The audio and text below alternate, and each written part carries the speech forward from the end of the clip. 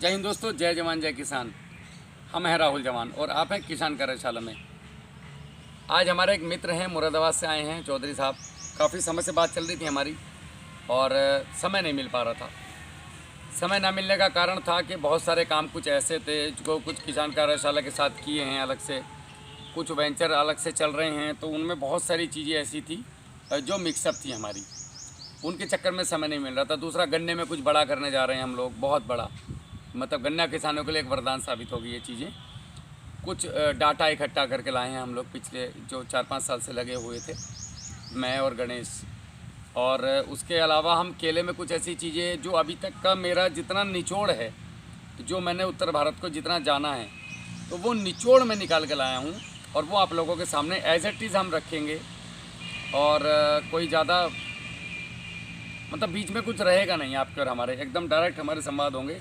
फिलहाल मैं आपका परिचय करा देता हूँ और उसके बाद फिर आगे बढ़ते हैं। भैया एक बार परिचय करा दो भैया का।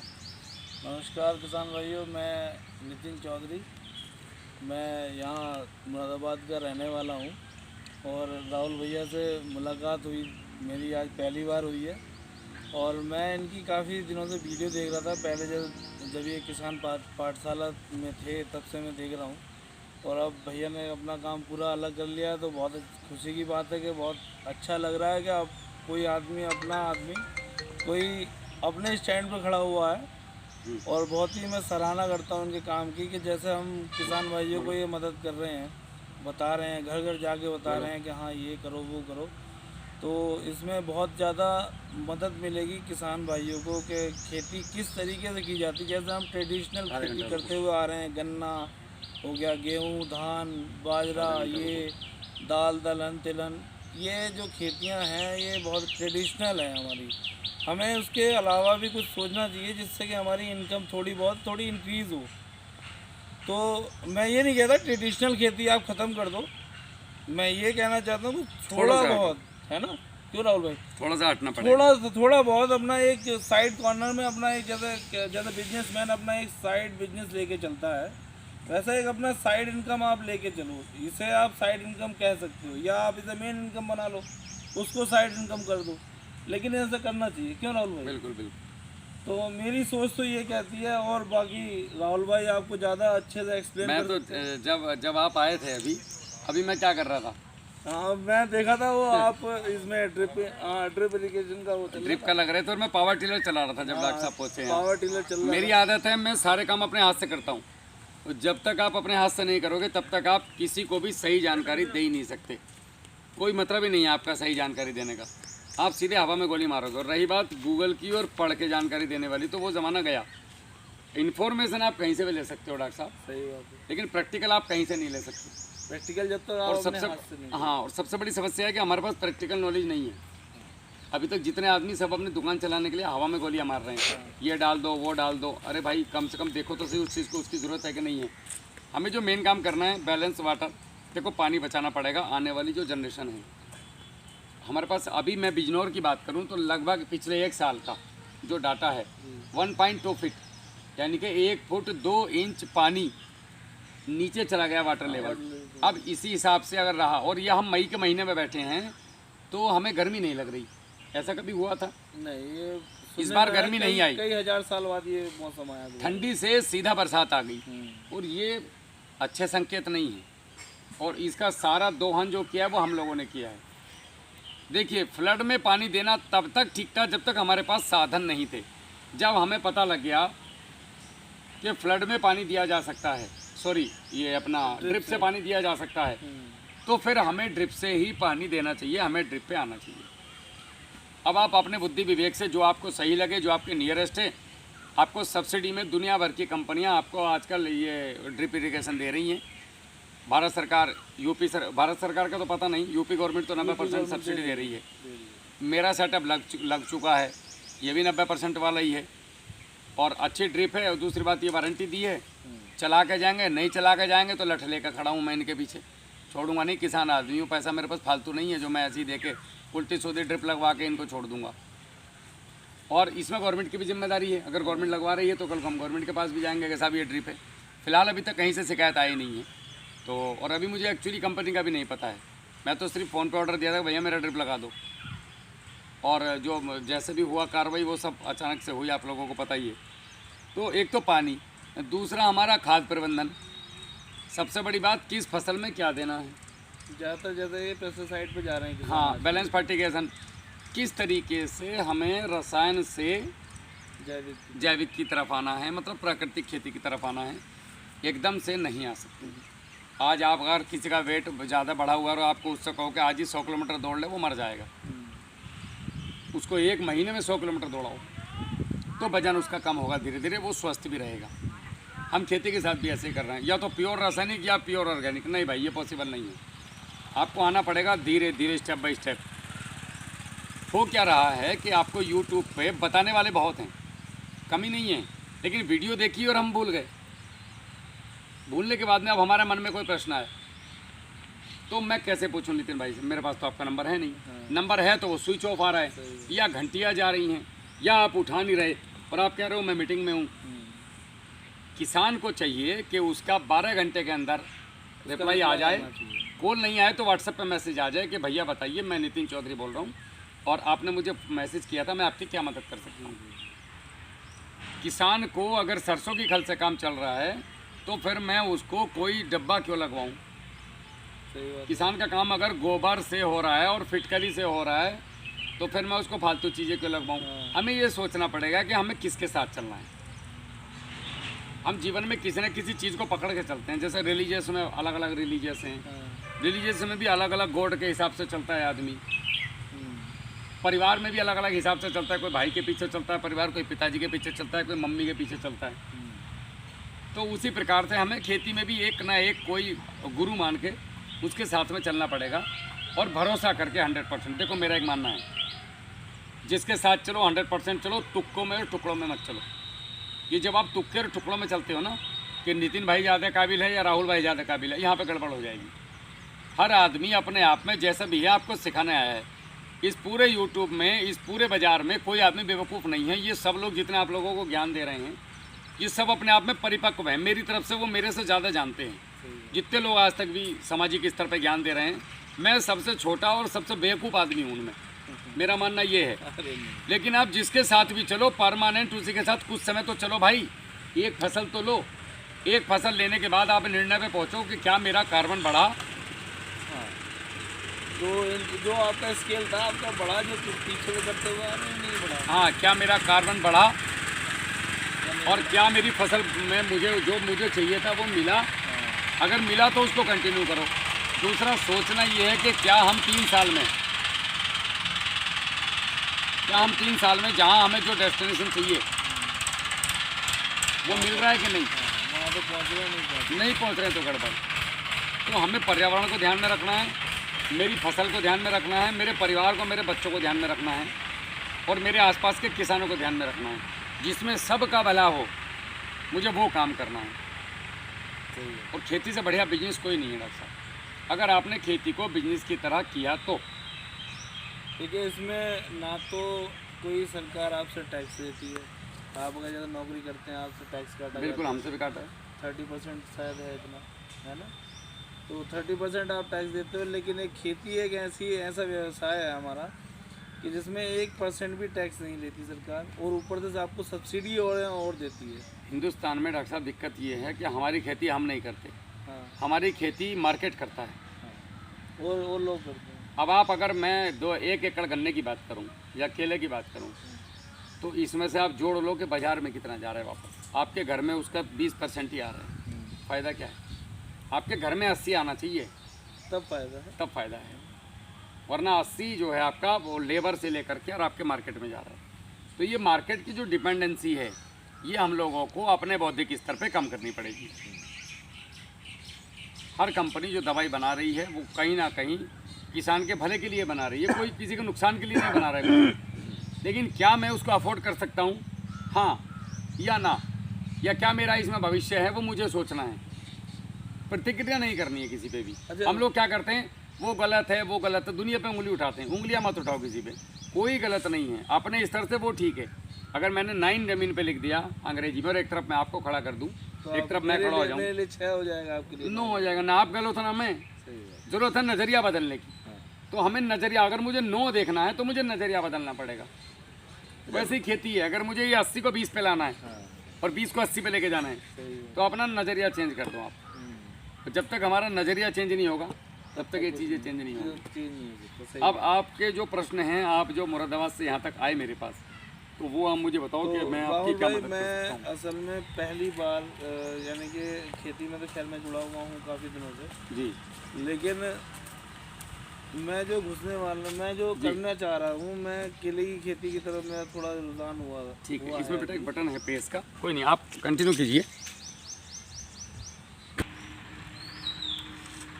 हाँ डॉक्टर साहब। जी, मैं कह रहा था कि मैं पहली बार इसमें घुसना चाह रहा हूँ, तो मैं थोड़े से मेरे छोटे मोटे वो थे कि इसमें हम कौन सी वैरायटी हमारे लिए, जो अपना जो यहाँ का जो इन्वायरमेंट है वो कैसा जैसा है, उस हिसाब से जो कौन सी वैरायटी ज़्यादा अच्छी रहेगी, और इसमें जितने भी जो बीमारियाँ वगैरह हैं, या फ्लड इरीगेशन ज़्यादा अच्छा रहेगा या ड्रिप इरीगेशन ज़्यादा अच्छा रहेगा, क्योंकि कई किसान ऐसे होते हैं कि भाई इसका ड्रिप इरीगेशन का इतना ज़्यादा वो है नहीं अभी, लेकिन लगवा सकता है, लेकिन अभी है नहीं हिसाब उसमें। एक कहावत है महाराष्ट्र में, गुजरात में, कि पहले ड्रिप बाद में खेती। और ये फंडा देखो, ड्रिप से होता क्या है, आपकी फसल का 70% जो उत्पादन है वो डिपेंड करता है आपके पानी पे। अगर आपके पानी का प्रबंधन, मतलब फसल को जितना पानी चाहिए उससे कम भी नहीं दिया, उससे ज़्यादा भी नहीं दिया, तो 70% उलट पलट हो सकता है। आजकल जो ड्रिप में जितना भी कंपटीशन चल रहा है गन्ने में, वो सब ड्रिप पे है। बिना ड्रिप के गन्ने का, अगर ड्रिप नहीं आपके खेत में तो आप कंपटीशन में हिस्सा नहीं ले सकते। और ड्रिप वाले गन्ने की चीनी और शुगर कुछ अलग तरीके की बनती है, उसके क्रिस्टल ज़्यादा मजबूत होते हैं, ऐसा कुछ है, सुना था मैंने।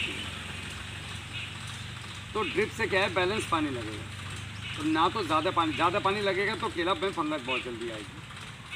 बैलेंस पानी लगेगा तो ये लगातार पकड़ेगा, हमेशा वापसा कंडीशन बनेगी। पानी का गेम मैंने कई वीडियो में समझाया हुआ है, अगर आपने समझा होगा कभी नहीं, कि क्यों अगर सरपट भरेंगे तो क्या नुकसान है, एक तरफ से देंगे तो क्या फ़ायदा है, और ड्रिप से देंगे तो क्या फ़ायदा है। तो ड्रिप सबसे बेहतर, अगर बैलेंस है तो ड्रिप पे आना चाहिए, बैलेंस नहीं है तो मत आओ, 1 साल के बाद आ जाए। ग्राफ की बात अगर हम करें पहले मेन, तो पहले तो चयन है खेत का। ऐसा खेत चुनना है जिसमें 6 इंच से ज़्यादा पानी ना खड़ा होता हो 4 दिन से ज़्यादा। 6 इंच पानी बारिश पड़ी और 4 दिन से ज़्यादा होगा तो बैक्टीरियल प्रॉब्लम आएगी, फिर फंगल आएगी, फिर कीड़ा आएंगे, फिर शुरू हो जाएगा गेम। ब्लीचिंग पाउडर वाला चक्कर मुझसे पूछते रहोगे, मैं बताता रहूँगा, क्या करोगे। इससे ऐसा खेत चुनो या तो उसकी पानी की निकासी हो जाए, पहली बात। दूसरा, खेत के चारों तरफ क्लाइमेट कंट्रोल के लिए आप लान वाला बाजरा लगा सकते हो, नेपियर घास बोलते हैं हमारे, ये ज़रूरी है। जिससे गर्म हवा अंदर नहीं भी हो रहा है तो अक्टूबर के महीने में मक्का बो दो, सितंबर में डबल लाइन, ये काफ़ी हद तक इसको रोकती है। ठीक है। दूसरी चीज़, आपका ग्राफ क्या रहा है। यूपी में जो मैंने अभी तक घूमा हूँ मैं, मुझे जो ग्राफ ठीक लगा, वो ग्राफ हमें लगाना है हमारे खरपतवार नियंत्रण को देखते हुए। यहाँ पे लोग मल्चिंग नहीं कर पाते, 100 में से 4 आदमी मल्चिंग कर पाते हैं, ना ही उतना मल्चिंग के लिए बायोमास हमारे पास उपलब्ध होता है, सीधी सी बात है। उसके अलावा बीच में आपके ट्रैक्टर अगर नहीं चलेगा तो यूपी में केला पॉसिबल नहीं है।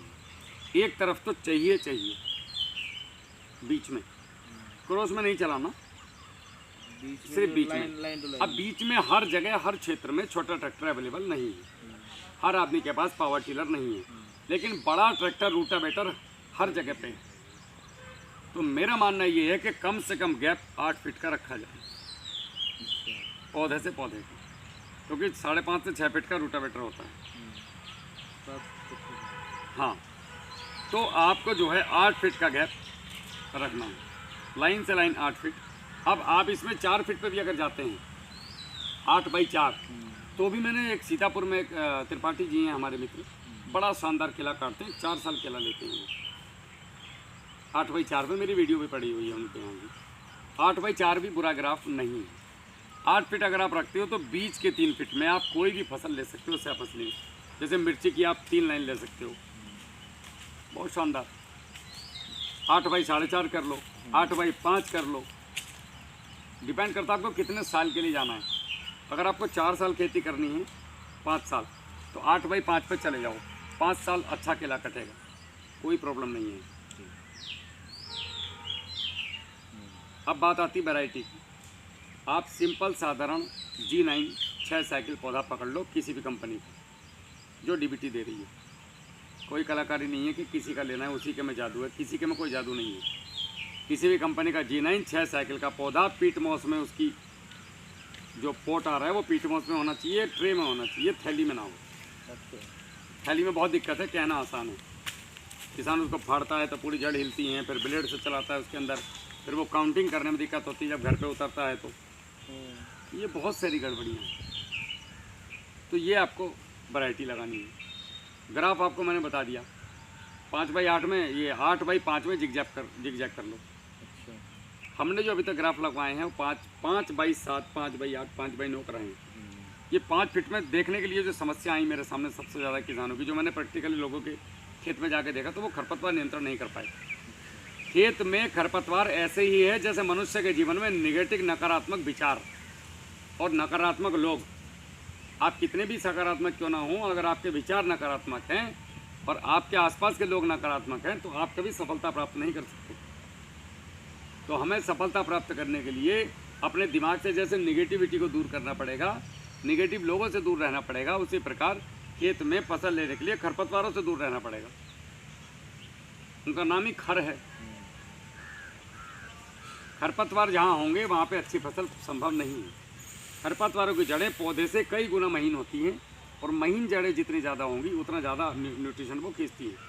आप जो पौधे को दोगे घास ले लेगी, कोई मतलब ही नहीं बनता है। पौधे तक पहुँचेगा नहीं, पहुँचेगा तो बहुत कम मात्रा में पहुँचेगा। तो आप 8 बाई 4 जिगजैग में लगा सकते हैं, अच्छा शानदार केला आएगा। 9 बाई 5 ले लो इसको, 9 बाई 4 ले लो। इस गैप को थोड़ा बड़ा रखो और इसमें दबा के ट्रैक्टर चलाओ। स्टार्टिंग कब तक? जैसे खरपतवार आ जाए ट्रैक्टर चलाओ। नहीं, जैसे पौधा है, जैसे मान लिया कोई एक हाइट हो गई कि हाँ इस हाइट के बाद में जैसे गन्ना है, जैसे हम बोलते हैं नहीं, पौधे में कोई दिक्कत नहीं है कि जैसे 3 जब पौधा बड़ा हो गया, आपको दिख रहा है कि अभी खरपतवार नहीं है, लास्ट आपने जो चलाना है वो 10 अक्टूबर को रूटावेटर चलाना है इसके अंदर। उसके बाद जाड़ों में नहीं चलाना है, छेड़छाड़ नहीं करनी है। फिर ठीक आपने 10 फरवरी को रूटावेटर चला देना है उसके अंदर, एकदम खरपतवार नियंत्रण होना चाहिए। 4 महीने के बाद रोहित इसमें हमारा 6 महीने का पौधा हो गया। हाँ, फरवरी में आपने करना है ये। और बाकी जो बेड पे बचा है इस पर मल्चिंग करा दो, गन्ने की पत्ती, कुराल। हाँ, या वो नहीं है तो फिर हाँ, अगर मल्चिंग करोगे तो एक बात का ध्यान रखना, बीटल जरूर आएगा। मल्चिंग से बीटल का इलाज क्या है?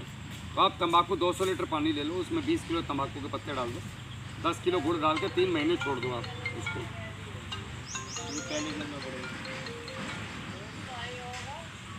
तो जाड़ों में टाइम उसको आपने छोड़ देना है 3 महीने। 3 महीने छोड़ने के बाद आपने इसको जो है एयर टाइट रखना है। फिर इसमें 200 लीटर पानी में इसको 5 लीटर मिला के और आपने नीचे मल्चिंग पे स्प्रे करा देना है। तो कोई भी कीड़ा ये नीचे से बीटल आएगा नहीं। हाँ हाँ, ये जो है आपने ये यूज करना है महीने में एक बार। आप फालतू के कीड़ों से बचे रहोगे। और फल आने से 1-1.5 महीने पहले से पौधे के ऊपर भी करना है। हाँ, 200 लीटर पानी में, इसको ज़्यादा नहीं मिलाना आपने। 3 और 15 45, हाँ वही लगभग 5%। इसकी जो क्वांटिटी रहेगी, जैसे तंबाकू आपने बताया और गुड़, इनकी जो रेशियो रहेगा इनके क्या रहेगा? 1:3:10 रहता है वैसे तो कायदे में। लेकिन आप 200 लीटर पानी में 20 किलो तंबाकू के पत्ते या 15 किलो तंबाकू के पत्ते और 5-10 किलो गुड़ इतना डाल दो, 5 से 10 किलो के बीच में। पत्ते 15 से 20 किलो के बीच में। एक 200 किलो के ड्रम में 200 लीटर जैसा रखा है मेरे यहाँ। 200 लीटर का ड्रम और ऊपर से एकदम एयर टाइट कर दो, 3 महीने हवा नहीं लगनी चाहिए। ये दुनिया की किसी फसल पर भी ज़बरदस्त काम करेंगे कीटनाशक का, इससे बढ़िया कीटनाशक नहीं है कोई। जितनी महंगी दवाई आ रही है सब में इसी का, तंबाकू का एक्सट्रैक्ट है। अगर ध्यान से पढ़ोगे बैठ कर, किसान को बताया नहीं जाता है, गुमराह तो कर ही रखता है किसान कई जगह। गड़बड़ है। तो ग्राफ सारे अच्छे हैं, डिपेंड करता है मुझे कौन सा चाहिए, मेरे क्षेत्र कौन सा है। चयन किस तरीके से करते हैं आप? सबसे मेन चीज़ ये हमारे यहाँ पे एक ही ग्राफ चलता है, एक ग्राफ सब जगह नहीं चल सकता, तो मेरा अनुभव है। जैसे अपना क्षेत्र है हमारा वाला मुरादाबाद बिजनौर का, यहाँ पे या तो 6x6 एक तरफ से उसका आप जिगजैग कर सकते हैं, या 8x4। 8x4 यानी कि लाइन टू लाइन कितना रहेगा? 4 लाइन से लाइन 8 फीट, और और पौधा 4-4 फीट पे जिगजैग में लगाते चले जाओ। जिगजैग में ऐसे आएगा, सुपर प्रीमियम खिला कटेगा, कहीं कोई समस्या नहीं है। तो इसमें तो आपकी खरपतवार होगी, बीच में मल्चिंग। खरपतवार तो ये इसीलिए है, वो तो लाइन में आ गई खरपतवार आपकी, बस। बीच में मल्चिंग कर ज़मीन कैसी है? वो ये 2 मिनट। अगर रेत है तो बेड नहीं बनेगा, नहीं जब ये रेत नहीं है, सेम है इसमें रेत है, ये तो मेरी तो रेत है। ये इसमें इतनी बारिश पड़ी थी कि आज बारिश पड़ रही भयंकर, और कल इसमें मैंने ट्रैक्टर चलवा दिया। नहीं इससे तो खैर बेटर है, इसमें 2 मिनट। ये तो रेत है, हाँ 2 मठ है, तो फिर उसमें आपको 4 इंच ऊंचा अच्छा बेड बनाना है। लगभग जितनी ये कुर्सी की चौड़ाई है, यहाँ इस डंडे से लेकर के यहाँ तक की लगभग 2 फीट का बेड है। मैंने गलती करी, मुझे थोड़ा सैंपल आपको दिखाने के लिए लाना चाहिए था। क्या चीज़? उसका मिट्टी का ना कोई बात नहीं, पता है मेरे को, मैं लगभग सारी मिट्टी तो देख रखी है। मेरी जो है ना, तो वो जब जुताई करते हैं तो ना तो ज़्यादा वो समझ गया मैं, तले बनते हैं, समझ गया मैं। और ना ही वो एकदम से बलुई दोमट मिट्टी है। बलुई दोमट वाली जो भी आप ठीक है, 4 इंच का ऊंचा बेड बनेगा, बस इतना चौड़ा। फिर इस पर अगर मल्चिंग कर रहे हो तो बेटर है, फिर बीच में इसका ट्रैक्टर चलेगा, फिर छोटा ट्रैक्टर निकल जाएगा। बहुत तरीके हैं खरपतवार नहीं, मैं तो फिर पावर मैं आपको ग्राफ की बात बता रहा हूँ बस। आप इसके बीच में मिर्ची लो, मैं पावर टिलर ही ले लूँगा। आप इसके बीच में मिर्ची लो, आपकी कॉस्ट निकाल जाएगी केले की। 50,000 से 1 लाख रुपए मिर्ची दे जाती है एकड़ में। अगले साल या तो मिर्ची लो या फिर गेंदे का फूल ले लो, बहुत तरीकों आपकी मर्जी है। ना सैपसी लोगे तो भी अच्छा है केले में। जो फूल का हमारी तरफ बात ये है ना कि मंडी ले जाना, मिर्ची का तो है, मिर्ची का है, मिर्ची लगवा देना आप। तो ये तो हो गया ग्राफ, वैरायटी हो गई। और आपका कोई ऐसा प्रश्न जो मन में क्वेश्चन हो कि मैं यहाँ ये जाके पूछूंगा, और जो बाकी लोगों के भी काम का हो? हाँ, मैं ये पूछना चाह रहा था आपसे कि जैसे मेरा ज़्यादातर जो प्रश्न थे बस यही था कि ज़्यादा मेरा जो फोकस था वो ये जो मुझे अटकन दिखाई दे रही थी कि जैसे आपने कहा कि ड्रिप और हमारा जो फ्लड वाला जो क्वेश्चन था, मैं फिर दोबारा दोहराना चाह रहा था, क्योंकि मेरा अभी का जो है, अभी मैं यानी फ्लड पे जाना चाह रहा हूँ सीधा। अगर ड्रिप का करना हुआ तो उसे बाद में हम कन्वर्ट कर सकते हैं, आराम से हो जाएगा, मैंने किया है। कर सकते हैं ना। तो मैं फ्लड पे जाना चाह रहा हूँ, मैं इसी से मैं आपसे राय लेना चाहूँगा। दूसरा, इसमें किस किस तरह की बीमारियाँ जो उत्पन्न होती हैं? इसमें बैक्टीरियल और फंगल बीमारी बहुत आती है। बैक्टीरियल किस किस तरह की होती है? बैक्टीरियल तो जैसे नीचे से बैक्टीरिया लगा आपका, तो ये छोटे पत्ते देना शुरू कर देगा, वायरस आ जाएगा। फिर जैसे बंचिटो वायरस आता है, ठीक है, और 2-3 तरीके के वायरस आते हैं जो पत्ता छोटा छोटा फंसना शुरू कर देता है। राम राम था। उसके अलावा दूसरा आपका जो आता है इसमें सिगाटोका आता है, बहुत तरह की फंगस आती है। अच्छा, सिगाटोका फंगस है। अच्छा, पत्ते पर जंग जैसा स्टोक लिपो बनता है, गोल चकते पड़ते हैं, कई तरह के फंगस है, लेकिन सबका इलाज एक ही है।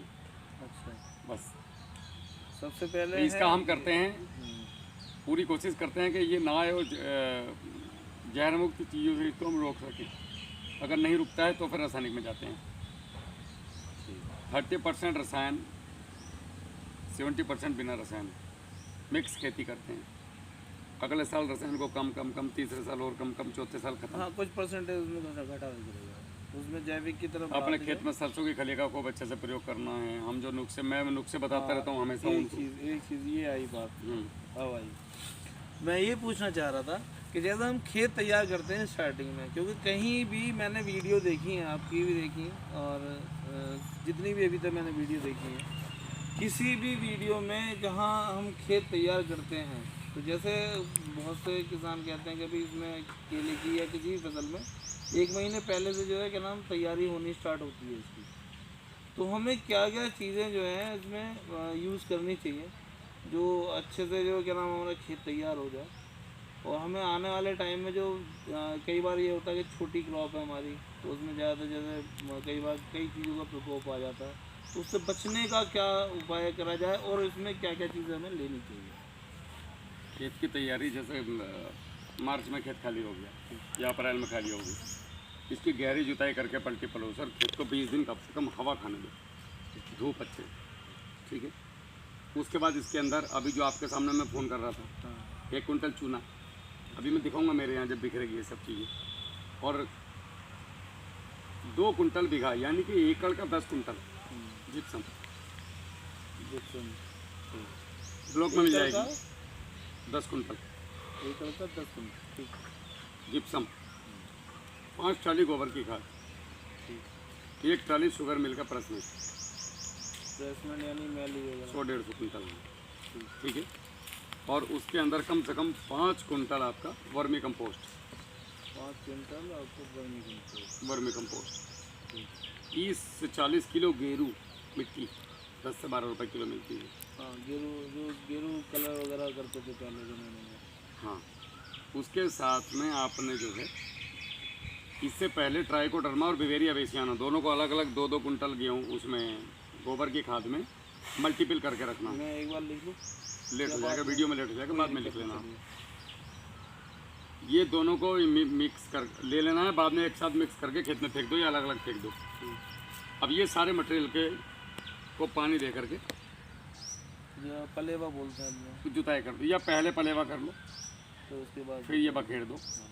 वैसे तो पहले बखेर के फिर पानी दे दो ताकि ये आराम से नीचे तक जाएगा। हाँ, नीचे तक चला जाएगा। इसके साथ में आपने एक चीज़ रह गई, 30 से 50 किलो डिपेंड अपनी उसके ऊपर हैसियत की, सरसों की खल। 50 किलो सरसों की खल कोई ज़्यादा नहीं होती, 1000-1500 का खर्चा है। नहीं वो तो घर की ही होती है। हाँ, तो 50 किलो सरसों की खल बिखेर दो इसमें। उसके बाद इसमें जो भी फसल लगाओगे ना वो लटका देगी। अब आपने इसके अंदर हरी खाद बो देनी है 9 तरीके की, 3 दलहन, 3 तिलहन, 3 अन्य फसलें, जो मन करे वो। तिल अनिवार्य है 1 किलो, वो बिखेर करके और उसकी जुताई करवा दो। किसान सुनता नहीं है इसीलिए दुखी है। अच्छा, जैसे बहुत सी जगह मल्चिंग करने के लिए उसका ढांचा जो बोलते हैं उसका प्रयोग भी करते हैं, मतलब नहीं बनता है कुछ, 8 दिन के बाद ढांचा सूख जाता है, 8 दिन के बाद। मल्चिंग नहीं होती ढांचे, अच्छा, होती नहीं है। अच्छा, हो ही नहीं सकती। करवाई हमने, देखा है कलाकारी करके, और उससे डंडी डंडी रह जाती हैं 8-10 दिन के बाद, पत्ते खत्म, हाँ पत्ते तो खत्म हो जाते हैं। मल्चिंग होती नहीं है। लेकिन मैंने सुना है कि इसकी मल्चिंग काफ़ी अच्छी होती है, ये होती है, तो मैंने मल्चिंग नहीं, उसको ज़मीन में मिलाना ज़्यादा अच्छा होता है।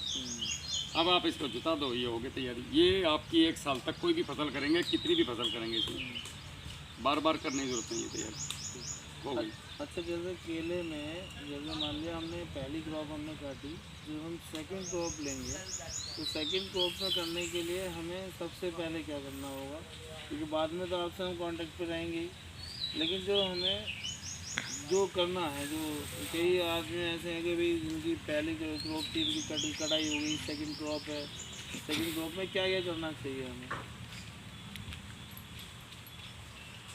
सेकंड क्रॉप को तैयार करने के लिए? हाँ तो यार, एक तो आप फर्टिगेशन प्रॉपर देंगे, किसान फर्टिगेशन नहीं देता इसलिए सेकंड हल्की आती है। अच्छा, फर्टिगेशन जैसे ही आपका माल कटा उसके बाद से इसको एनपीके चालू हो जाएगा, सब चीज़ें एमपी की देखो, नाइट्रोजन, फास्फोरस, पोटास, ठीक मैं डीएपी की बात ही नहीं कर रहा। ऑर्गेनिक से दे दो, रासायनिक से दे दो, जादू से दे दो, झप्पी से दे दो, कैसे माला से दे दो, भगवान जी से दिला दो, अल्लाह मियाँ से दिला दो, जैसे भी दिला दो, उसको चाहिए, उसको नहीं पता इन चीज़ों के बारे में, वो हमें सोचना है हमें कैसे देना है, तो उसकी खुराक चालू हो जाएगी। ठीक है, ये जो पौधा इसके बाद में खड़ा है, इसके ऊपर 2 पत्ते छोड़ के इसके डुंड को काट दो, अच्छा, जो खड़ा हुआ है। 2 पत्ते छोड़ के इसके बाकी पूरे पत्ते काट के नीचे बिछा दो, ठीक है। तो ये अपने आप रिवर्स होगा, और रिवर्स होगा तो ये इस पौधे को देके जाएगा पूरा अपना। जैसा अभी आपके में देख रहा हूँ। हाँ, जैसे मेरे में है। हाँ, दिखाई अभी। हाँ, तो ये हो गया क्लियर। और बस कुछ नहीं, रटून में क्या है, 2-3 खाद में रटून तैयार हो जाएगा। आधा तो ये तभी तैयार हो जाता है। छोड़ने की कलाकारी है। 15 जून से लेकर 10 जुलाई के बीच में रटून छूट जाना चाहिए। 15 जून से 15 जुलाई के बीच में छूट जाना, 10 जुलाई के बीच में छोड़ देना है बिल्कुल 100%। तो रटून की जो प्रक्रिया रहती है वो क्या रहती है कि किस साइड में छोड़ना चाहिए या? पहले साल उत्तर दिशा में, हर साल दिशा बदलते रहो। अच्छा, चारों दिशाएं घुमा दो। दक्षिण में नहीं रखनी। अच्छा, यानी कि पूरा उत्तर। ज़्यादातर फल जो आएगा वो दक्षिण की तरफ आता है। ज़्यादातर जो फल आएगा 80% 90% दक्षिण की तरफ आएगा। अच्छा, दक्षिण की तरफ ही अगर बच्चा छोड़ दिया तो फिर फल में अड़ जाएगा, दिक्कत करेगा। दिक्कत करता है, सही बात है। ये बहुत ही अच्छी जानकारी थी।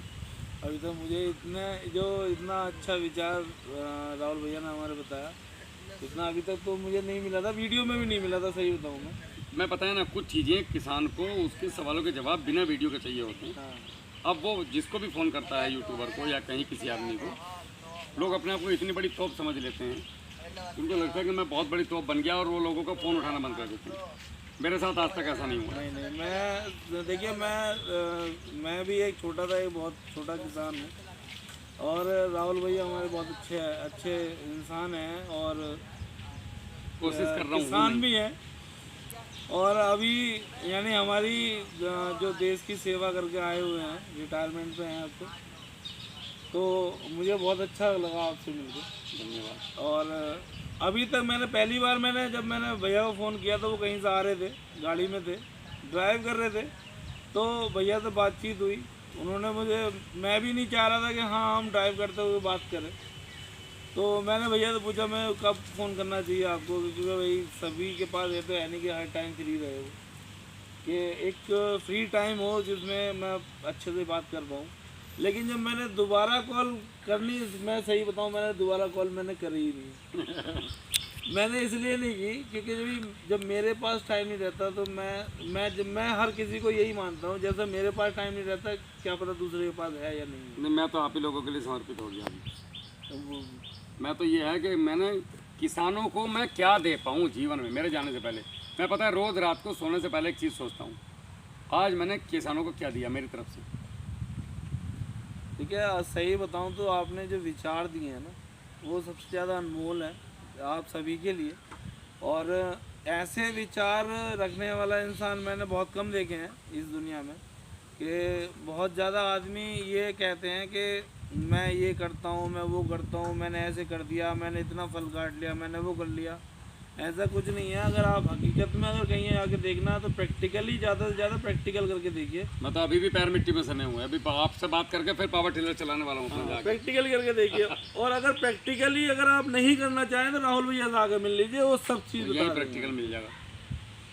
देखो हवा में बता के कोई फायदा नहीं। मैं नहीं चाहता कि डॉक्टर साहब अगले साल आकर के मुझसे फिर गलत तरीके से अरे नहीं, कैसी बात। एक बात बता रहा हूँ, अगर मैं गलत जानकारियाँ दूंगा तो यही होगा एकदम। देखो गन्ने को पढ़ना और गन्ने को खाना, कि गन्ना मीठा होता है दोनों में अंतर है। एक हम गन्ना खा लिया हमने, अगर पढ़े हुए पे 50 आदमी ने ऑब्जेक्शन उठा दिया तो आपका कॉन्फिडेंस लेवल डाउन हो जाएगा। यार गन्ना खट्टा होता है, खट्टा ही होता होगा। जब 50 आदमी कह रहे हैं, 1000 आदमी चिल्ला रहे हैं गन्ना खट्टा होता है, तो यार इसका मतलब लिखने वाले ने गलत लिख दिया, खट्टा ही होता होगा। लेकिन जब आपने खा लिया गन्ना तो फिर पूरी दुनिया चिल्लाए, आप बोलोगे ना गन्ना मीठा ही होता है। तो पढ़े में और ये अंतर है कढ़े में। अच्छा, हम तो कढ़े हुए हैं। राहुल भाई एक चीज़ और, जैसे मैं गन्ने की खेती भी करता हूँ, जैसे आपने कहा, मैं आपको बताता हूँ मैं इधर मुड़ा कैसे। मेरे एक मित्र हैं श्याम मोहन जी, उन्होंने मुझे शुरू में 400 पेड़ केले के लगाए थे। मैं बड़ा अच्छा उनमें केला काटा। उसके बाद फिर मैंने केला दोबारा लगाया बड़े स्तर पे, फिर मैं उसमें फेल हो गया पहले साल। तो मुझे लगा जैसे मैं फेल हुआ हूँ, ऐसे पता नहीं कितने लोग फेल होते होंगे। और जैसे मेरी इसमें जमा पूंजी बड़ी 8 लाख रुपए बर्बाद हुए थे मेरे, ऐसे पता नहीं कितने किसानों के बर्बाद होते होंगे। शायद इसी कारण से किसान कर्जदार है, क्योंकि मैं भी मार्केट पर डिपेंडेंट था और भी लोगों की तरह, बाकी लोगों की तरह आम खेती की थी मैंने। तब उस दिन से मैंने बीड़ा उठाया कि मैं कुछ केले में तो बड़ा करना, मैंने किसान को फेल नहीं होने दूंगा। फिर मेरी ये आदत है, मैं केले के साथ साथ कई फसलों पर काम करता हूँ, सीखता हूँ अदर उसके बारे में। और इसकी शुरुआत हुई थी 2012-13 में, जब ये विदर्भ में किसान की आत्महत्याएँ चल रही थी। तो मैं जब वहाँ गया छुट्टी आने के बाद, और मैंने वहाँ देखा कि ये आत्महत्या कर क्यों रही हैं, अज्ञानता के कारण। उनके पास विचारों के कोई समझाने वाला नहीं था, मार्केट डिपेंडेंसी थी। और दर्द कोई, एक्चुअली सच बताऊँ ना, ये बातें कैमरे पे कहना बड़ा मुश्किल है, किसान का दर्द नहीं समझ रहा है कोई भी। वो सिर्फ किसान उसके लिए एक ग्राहक है, किसी भी तरह वो बात मीठी बात करके, पटा के, उल्लू बना के, हर तरीके से। किसान के खेत में जाने के लिए कोई तैयार नहीं, क्योंकि उनको लग्जरी गाड़ी में चलना है। किसान से बात करने का टाइम किसी के पास नहीं, किसान का फ़ोन उठाने का किसी का टाइम नहीं। सीधा पूछते हैं पौधा किसका लगाया, दवाई किससे ली। अबे भाई तू बाकी छोड़ ना, तू तेरा ज्ञान बता। सही बात। मेरे पास जितने किसान हैं जो सुन रहे हैं, मैं चाहूँगा कि वो कमेंट करके बताएं नीचे। मैं ज़्यादातर लोगों को सरसों की खल गुड़ में निपटा देता हूँ। मैं उधर तक फिटकरी तक ही, मैं इधर आने नहीं देता पेमेंट की चीज़ों पे। हाँ इमरजेंसी है तो बंच कवर के लिए मैं सबको बोल रहा हूँ कि आप बंच कवर लगाओ, प्रीमियम क्वालिटी बनेगी। हमारे यहाँ पे एक्सपोर्टर आएंगे, बड़े व्यापारी आएंगे, बड़े भी आएंगे। दूसरा हम पेस्टिसाइड से थोड़ा दूर हो जाएंगे भैया, बहुत दूर हो जाएंगे। नहीं तो जितना जहर हम केले पे मारते हैं वो खाने लायक नहीं है, अगर उसको देख लोगे तो ढंग से। मेरे केले का टेस्ट अलग होता है पूरे ज़िले में। लोग बोलते हैं यार तुम्हारे केले में ऐसा क्या है, मेरे में मतलब मेरे फल तक पे जहर नहीं जाता है। यही कलाकारी है, खाद की बॉन्डिंग तोड़ के खाद को देना है। अच्छा, किसान भाइयों का देखिए किसी में भी भाई इस पर तो बहुत बड़ी कृपा है, मेरे पास इतने किसानों का प्यार है। मैं जिंदगी में नहीं सोचा था कि मुझे मतलब इतने किसानों की मोहब्बत मिलेगी। अच्छा, कोई भी जिला अनंतर, कोई भी राज्य है, सब मोहब्बत करते हैं। एक छोटी सी बात मैं एक और पूछना चाह रहा था आपसे। किसान भाइयों को जैसे अपने मंडी के रेट होते हैं तो वो क्या जाते हैं, जैसे ये इसका और केले का के बाद 6 रुपये से लेके, और केला तो 26 रुपये तक बिक रहा है भैया। अभी आज का रेट 17.5 का है महाराष्ट्र का। अच्छा, और अपने दिल्ली का? महाराष्ट्र से डिसाइड होता है, दिल्ली का डिसाइड नहीं होता। दिल्ली का नहीं होता? अच्छा, महाराष्ट्र से डिसाइड होता है रेट। अच्छा, 17.5 रुपये कट रहा है अभी खेत से, किसान का, किसान के खेत से। उसमें फिर कटर का पैसा आएगा, उसमें ट्रांसपोर्ट आएगा। अच्छा, ट्रांसपोर्ट भी किसान से ही काटेंगे वो लोग? नहीं, किसान को 17.5 देने, बाकी ये जानो व्यापारी जानो। तब ठीक। हाँ, मैं एक चीज़ में भी मैं कंफ्यूज था कि मार्केट की दिक्कत नहीं है, अगर आपके पास क्वालिटी है तो मार्केट की दिक्कत नहीं है। अच्छा, आ जाएगा। आप प्लेटिना को बेचने जाओगे तो 2 महीने तक ग्राहक ढूंढने पड़ेंगे। बुलेट को आज बेचने के बदले अगला हफ्ता पकड़ोगे नहीं, बुलेट घर से बिक जाएगी, कितनी पुरानी क्यों ना हो। क्वालिटी की कीमत। सही। तो ये काफ़ी अच्छा था। हमने बेचने से दिमाग को हटाना है कि क्वालिटी देनी है, किसान को क्वालिटी लेके आ जाओ। क्वालिटी पे ध्यान दो सबसे मेन। 2 रुपये, 3 रुपये, 4 रुपये किसान को फालतू देके जाएगा व्यापारी, अगर उसको क्वालिटी प्रीमियम मिली तो एक्सपोर्ट क्वालिटी। और वो सिर्फ पंच कवर से वो है कमला भैया, पंच कवर से के बिना नहीं पॉसिबल। तो हमें कुछ तो अलग करना समाज के लिए। ड्रिप पे आना है, अलग खेतियों पे जाना है। अमरूद पे आओ, केले पे जाओ, गन्ने पे आओ, गन्ने पे भी ट्रेंच में आओ, सह फसली में लो, फूलों की खेती में जाओ, ड्रैगन फ्रूट पे आओ, नींबू पे जाओ। अबे कहीं तो आओ। अगर 20 बीघे ज़मीन है तो 5 बीघे तो कुछ करो। मैं अभी अगले साल से क्या करने जा रहा हूँ, मेरी ज़मीन को 4 हिस्सों में बांट रहा हूँ मैं। एक हिस्से में रहेगा गन्ना, 2 हिस्से में रहेगा केला, एक में रहेगी बागवानी, अमरूद रखूँ या आम या सेब, कुछ भी रख सकता हूँ मैं, या नाशपाती। मेरे दिमाग का कुछ नहीं पता किधर भाग जाए। मल्टी और हाँ, और 1 एकड़ में रखूँगा मैं आंवला। बस ये 4-5 फसल रखे, उसके बाद ख़त्म कहानी जाएंगी। और बैम्बू है मेरे पास 150 पेड़।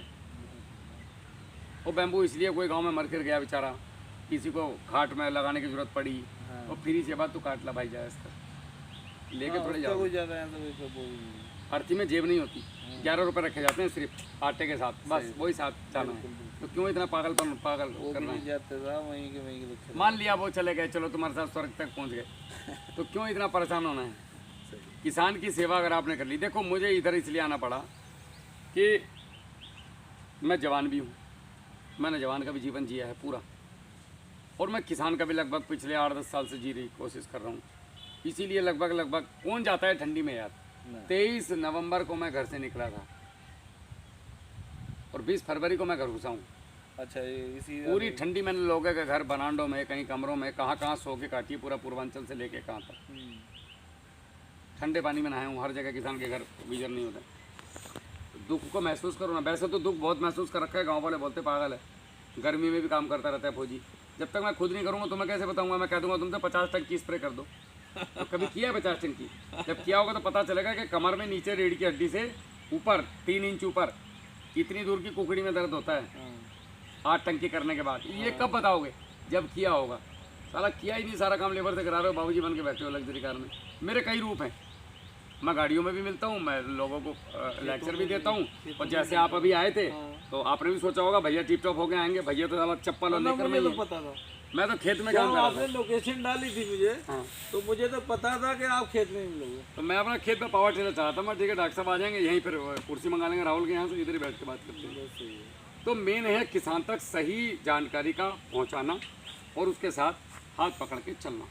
ये कोई नहीं कर रहा है तुम्हारे भाई के अलावा। और मैं चाहता हूँ लोग ये काम करें। मेरे अकेले के बस का देश को बदलना नहीं है। कोई बात नहीं, मैं तो बहुत छोटा सा तुच्छ प्राणी हूँ भाई साहब, मुझे ना कुछ आता जाता है। मैं सबसे, जितने एग्रोनॉमी से भारत में हैं, मैं सबसे बड़ा, सबसे बेवकूफ़ मैं हूँ, सबसे नीचे की श्रेणी में नंबर 1 पर मैं आता हूँ। अरे नहीं, मेरा मानना ये है, मुझसे सब ज़्यादा जानते हैं, तो मैं तो लोगों से सीख के लोगों को सिखाने की कोशिश कर रहा हूँ। बड़ा अच्छा कर रहे हैं। मेरे को कुछ नहीं आता जाता है, बस मेरे को जो आता है वो तुम्हें टूटा फूटा बता देता हूँ, उसी से किसान का फायदा हो रहा है। ये और कोई प्रश्न डॉक्टर साहब ऐसा हो जो रुका हुआ हो मन में, जो पब्लिकली पूछना आप चाहते हैं? पब्लिकली अब क्या, मैं देखते हैं अगर आगे कोई प्रश्न आता है तो मैं जरूर हाँ, आपसे शेयर करूंगा। बिल्कुल। जरूर शेयर करूंगा। और प्लीज़ आप मेरा जो प्रश्न हो या किसी और का हो अपनी वीडियो में जरूर। और भाई ये चैनल थोड़ा नया है, इसको थोड़ा सब्सक्राइब कर देना आप लोग, हाँ, और सपोर्ट करें और किसान सपोर्ट कर भाइयों। देना भाई। आपसे हाथ हमारी जोड़ सपोर्ट ही कर चाहिए बस, विनती है। इसके अलावा कुछ नहीं बस। और राहुल भाई को हमारे सपोर्ट करें और ज़्यादा से ज़्यादा जितना सपोर्ट हो देखो सके करोगे तुम्हारे खेतों तक पहुँचूंगा। हाँ, 2 पैसे इससे आएंगे। हाँ, आपके अब साथ भाई बालकों का पैसा तो खर्च नहीं कर सकता सही ना, है। तुम्हारे पैसा तुम्हारे ऊपर खर्च कर सकता हूँ। चलें फिर, ठीक है साहब। साहब। जय हिंद, जय जवान, जय किसान। जय जवान, जय किसान भाइयों, मिलते हैं।